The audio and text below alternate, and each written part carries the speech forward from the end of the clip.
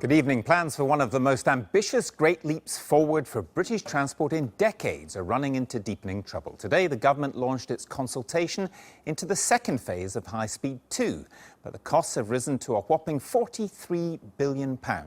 And grandees like Lord Mandelson and the former Chancellors Alistair Darling and Nigel Lawson are openly opposed.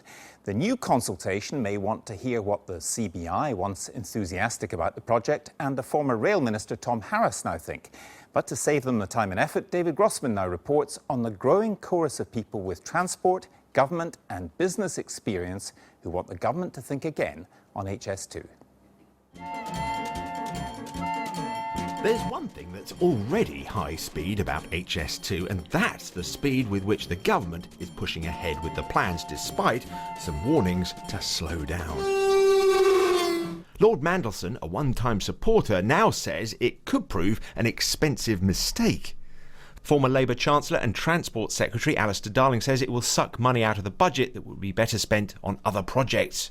Meanwhile, Conservative former Chancellor Lord Lawson calls it madness, and the Mayor of London Boris Johnson says the cost will spiral to over £70 billion. And now Newsnight can reveal that the latest doubting Thomas is actually called Tom. Tom Harris was Rail Minister under both Tony Blair and Gordon Brown. My own party is strong in favour of it. I was until relatively recently, and I think more and more people listening to those who are saying, look, this might not be a great idea. I mean, austerity is going to be with us for a very long time. Do we really want to tell our constituents, our taxpayers, that we're spending £50 billion of their money on a train line that really doesn't need to be built, and that money could be spent in any number of areas far more effectively? Some politicians have started reassessing their support for HS2 since the government announced it was increasing the budget. Transport Secretary says the bill is rising from £33 billion to over £42 billion. So how did the senior civil servant here at the Department for Transport explain these higher costs? Well, he said what we should remember is that the original estimate wasn't really so much an estimate, it was more a, what was the phrase he used? A high-level desk-based exercise. Ah yes, a high-level desk-based exercise. Which means what? Perhaps Tom Harris, the former Rail Minister, can fill us in. The original cost for HS2 was written in the back of a fag packet. Oh yes, now I understand. Whatever you call the reason for this increase in costs, it came on top of, well, shall we say, a high-level desk-based mauling of the HS2 business plan by the National Audit Office. We'll build a new network. The government has been working on a new version of the business plan, incorporating some of the changes the National Audit Office wants to see, but this won't be ready until the autumn, so we'll just have to wait. It's just that I'm not very good at waiting. I mean, why can't we have a go? How hard can it be to update the benefit-cost ratio for a £40 billion infrastructure project?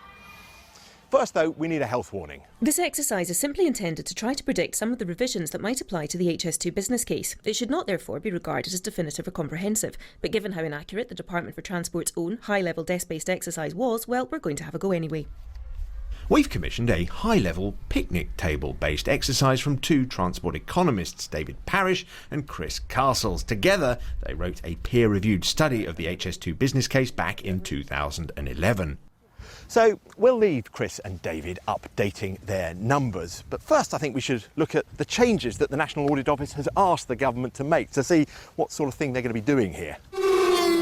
They're looking at the first phase of the project and at three specific areas. Updating the forecast for how many people are likely to use HS2. The business case at the moment uses an out-of-date higher demand forecast. Updating the value of shorter journey times. At the moment, the business case assumes that no one works on a train and that any time saved is used for productive work. And thirdly, including the recent budget increase. OK, so you have had time to put in those changes. What impact do you think the new numbers will make to the government's business case? What will it do to the benefit-cost ratio? Well, if you take the reduced demand and the change value of business time and the higher costs, the impact is devastating.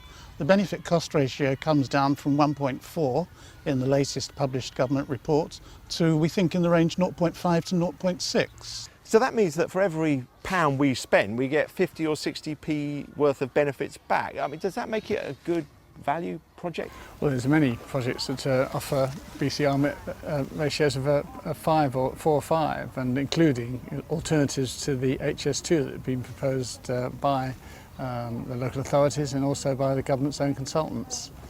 So that would suggest that HS2 isn't value for money at all then? Not at all. Now, you might think it's absurd to downgrade the business case for HS2 by that much, but there is academic evidence to suggest this would only be par for the course.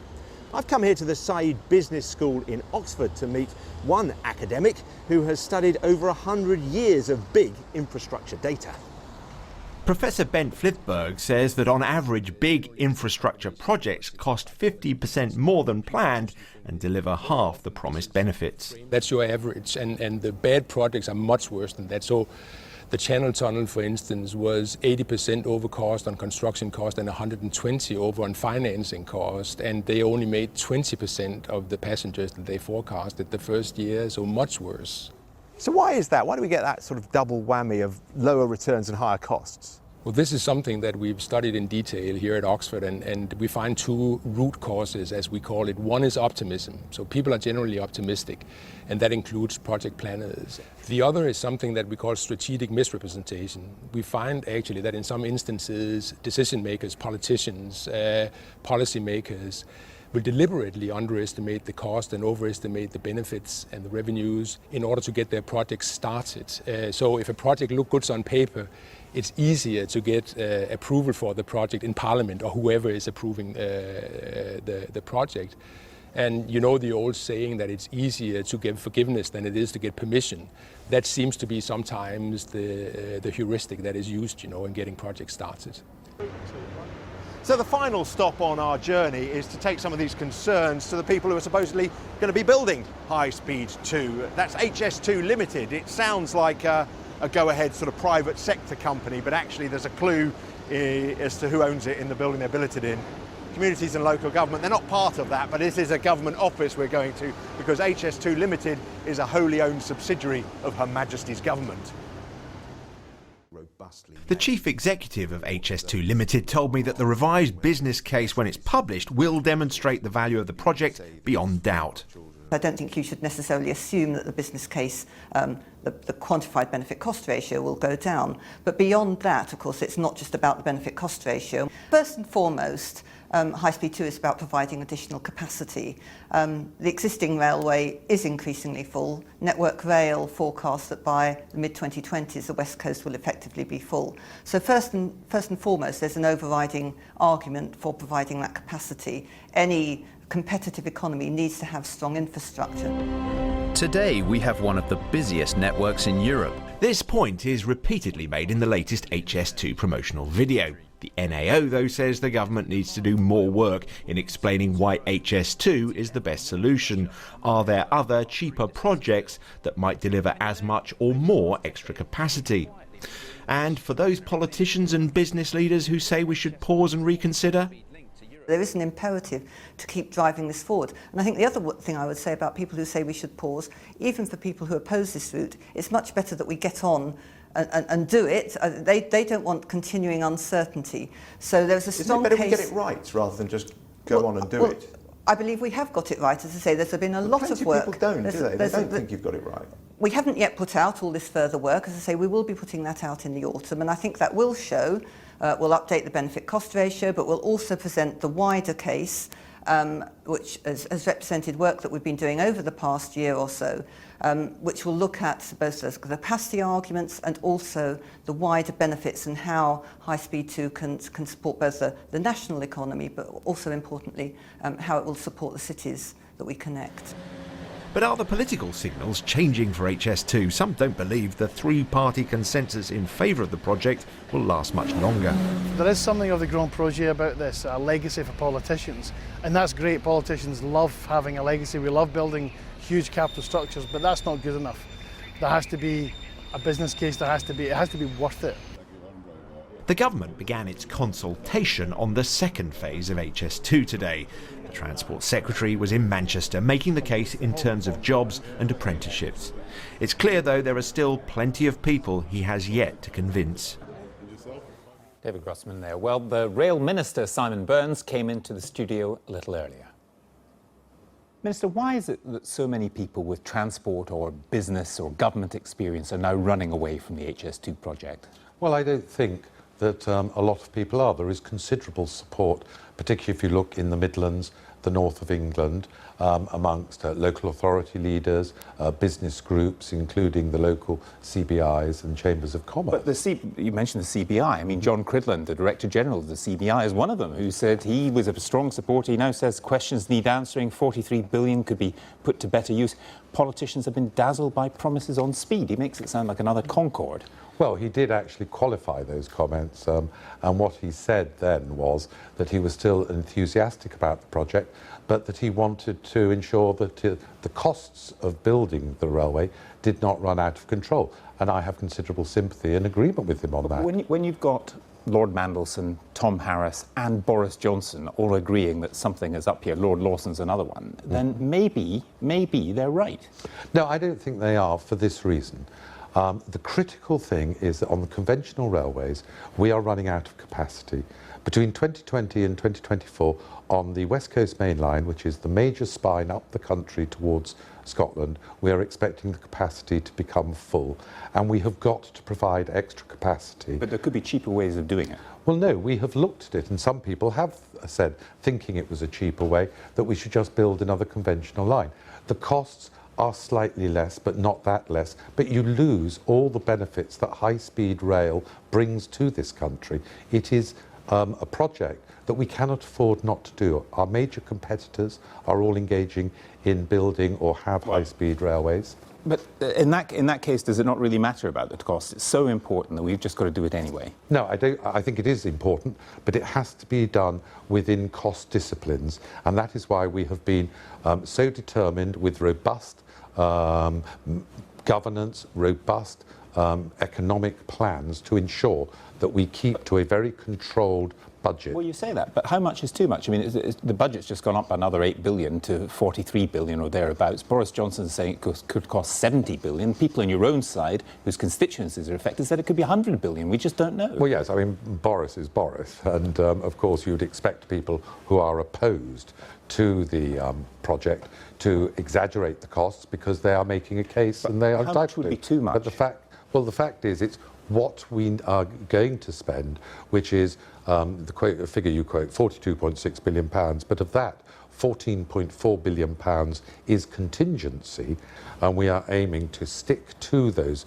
rigid budgets. Forgive me, but you know that the history of capital projects in this country has been exactly the opposite, that governments of all stripes have said we're going to stick to it, and it goes up and up and up. If you have discipline and you vigorously check on the effectiveness and the efficiencies of the building process, you can keep within budget. And I will give you, I'll give you an example. I will give you an example, which is, of course, the Olympics. Everyone said they could not be built in the budget. They were, because there was rigorous discipline to ensure that the costs didn't go spiralling out of control. But it did go up from the original budget. Let's move on, though, to part of the business case, because this has also been questioned, which is the benefit-cost ratio. And we were told, to put it in simple terms, we get £2.60 back for every £1 that we put into it. Now that's been revised downwards to about £1.40, and it may be different from that. We've got people in our film, as you saw, who say 0.5, or in other words, we would lose half the money we put in. This business case is very shaky. Well, the business case is now outdated because of the time when it was done. At that point, if you take the whole route, both phases, the BCR was between 1.4 and 2.5. This is the benefit-cost ratio, the amount of money we'd expect to get back. What we are doing at the moment is preparing an updated business case which will be available later this year. But the former Secretary of State, Philip Hammond, a couple of years ago said if the BCR were to go less than 1.5, then I'd certainly put it under some very close scrutiny. Now, some people think it's certain to go less than 1.5. In other words, where would you draw the line? Where would you say we've got to have more benefits, otherwise we're not going to proceed? Well, what I would say is that with the extension of the Jubilee line, which everyone recognises has been a tremendous benefit to travel in London. That BCR, I think from memory, was about 0.4%. To use that parallel of the Jubilee line, would you be content if the benefit cost ratio was 0.4 as it was with the Jubilee line? In other words, we got 40p back for every pound we put in, because a lot of people would not be content, including Philip Hammond. Yes, but I don't accept that that is what the BCR will be, and it certainly is not at the moment, with High Speed 2. And we will wait to the publication of the next business impact study, which will be later this year, to find out exactly, but I don't accept it will be 0.4%. Is there any figure on this that would make you give up this project? What is the overriding importance, as I said before, is capacity, helping solve the capacity problems on the conventional railway, the job creation and the regeneration that will flow from it, particularly in Birmingham and the great northern cities. Minister, thank you very much. Thank you.